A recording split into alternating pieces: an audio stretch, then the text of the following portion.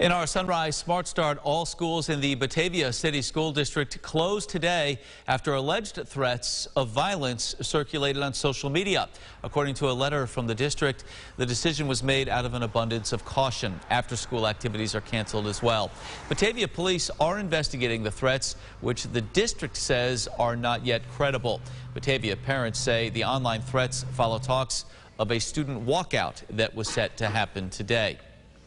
All right, in Washington, the government avoiding a shutdown. Last night, Congress passing a stopgap bill, keeping the government funded through February 18th, just hours before today's deadline. Joined by Washington correspondent Anna Wernicke, again, live this morning in D.C. Anna, good morning. I'll say this, they love their deadlines down there. What else is on Congress's to-do list before the recess?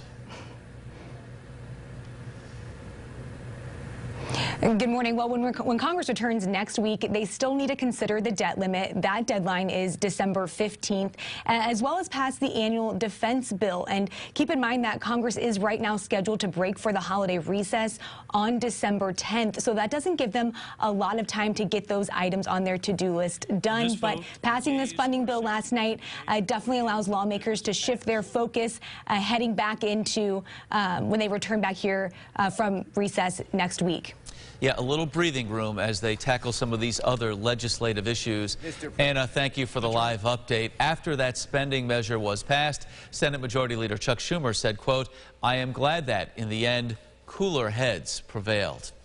In other news, actor Alec Baldwin says he did not pull the trigger on that gun which killed a cinematographer during a movie rehearsal back in October. The actor saying in an interview on ABC, someone put a live bullet in the gun. He has no idea how it ended up on the New Mexico movie set. James Gilbert tracking the forecast on this Friday. Temperatures in the mid-30s, a little cooler than we were 24 hours ago, but all in all, not too bad. Yeah, right. You look at the calendar, you say it's December 3rd, it's supposed to be cold, and that's what we've got this morning. Kicking off the day, generally in the mid-30s, Brockport 34, Greece, you're at 35. Victor, one of the cooler spots at 33, and in fact, we really should be in the upper 20s, so we'll take this any day. Unfortunately, we don't see much improvement this afternoon. Still in the 30s. He had the wind chill. Yeah, it feels like the 20s for you. Cooling off tonight, but generally quiet. No big storm systems in the forecast. But I do have one in the 8-day. That's going to pop up at the end of the show. Mark, back over to you. All right, James, thank you. Another check of the roads now with our sunrise traffic, and the story remains a good one as we take a live look over 390 by the airport. Again, volume building in, but no backups to speak of. 490, 590 up to speed around the city of Rochester as well. So if you're heading out the door, should be smooth sailing so far on this Friday. New this morning, a federal probe launched against former Governor Andrew Cuomo in connection to sexual harassment claims that ultimately led to his resignation back in August. According to a legal services contract filed by the U.S. Department of Justice, the investigation includes the former governor's handling of nursing home deaths during the pandemic and his multi-million-dollar book deal as well. The former governor has not commented on this federal probe. New this morning, into our newsroom, a Rochester police officer sent to the hospital after a crash involving his patrol car.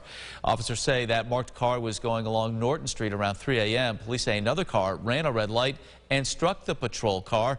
We're told the officer was taken to the hospital with minor injuries. No injuries reported to the two people in that other car. The driver of the other car was issued tickets for running a red light and using a cell phone while driving. To the latest on COVID-19, Governor Hochul says 5 cases of the Omicron variant have been confirmed now in New York State. All 5 of the cases in people in New York City and Long Island. At least one patient had recently traveled to South Africa, we're told, where the variant was discovered last month. The vaccination status of the 5 has not been released. This comes after a person from Minnesota also tested positive for the Omicron variant after spending time at the Javits Center in New York City. There is one way to address this, New Yorkers. Get vaccinated, get boosted, and get ready. We do anticipate there'll be more cases, but to the extent that they are mild, we'll address them. This is not cause for alarm. Again, it was foreseen ever since it was first reported out of South Africa, that we knew it would come to New York State at some point. Well, health officials say all 5 of the cases appear to be unrelated at this point as well. As part of the governor's emergency declaration this week, a number of state National Guard members will be stationed in Monroe County beginning today. These service members will be deployed in 2-person teams throughout the area, assisting healthcare facilities like nursing homes and long-term care facilities as they address staffing shortages that are impacting patient care.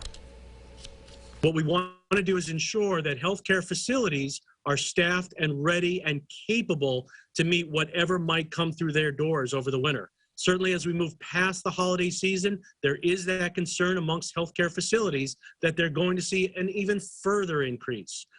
It's unclear how long the National Guard members will be stationed in our area. Meanwhile, the University of Rochester Medical Center says it will pause elective and semi-elective surgeries.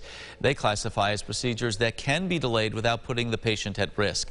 The hospital system says it will lower the number of inpatient stays. The procedures will be put on hold for 3 weeks beginning Monday. It comes as the number of people hospitalized with the coronavirus continues to rise.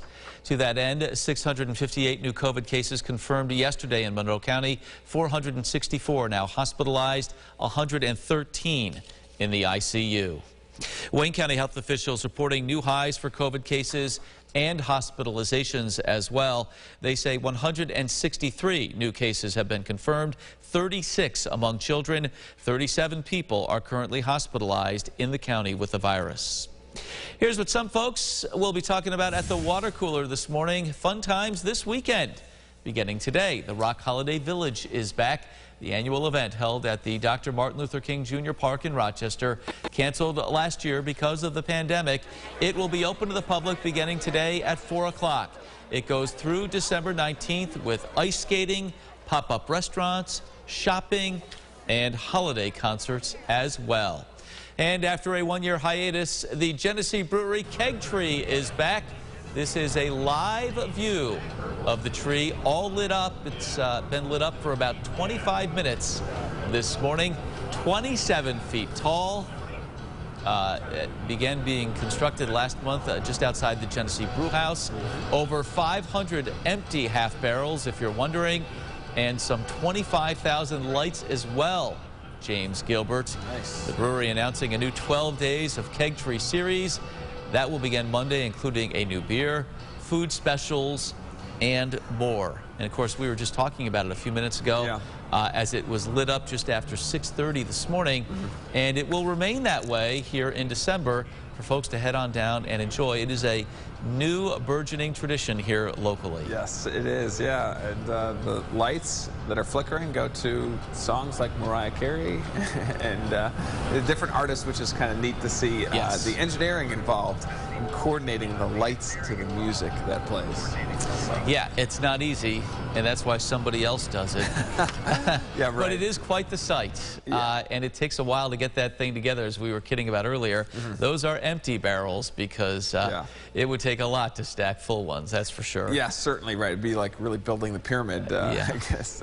But let's quickly glance at the forecast here, then we'll take another look at the tree. Temperatures stuck in the 30s for both pickup and drop off here. The 8-day forecast as we look toward the weekend, both Saturday and Sunday are a little quieter. Low 40s, but we've got a storm system that moves in on Sunday and into Monday. Some strong winds ahead. All right, James, thanks. That's it for us here. Our next update coming up in 30 minutes as we finish up another check of the tree. CBS Mornings is up next. Have a great day.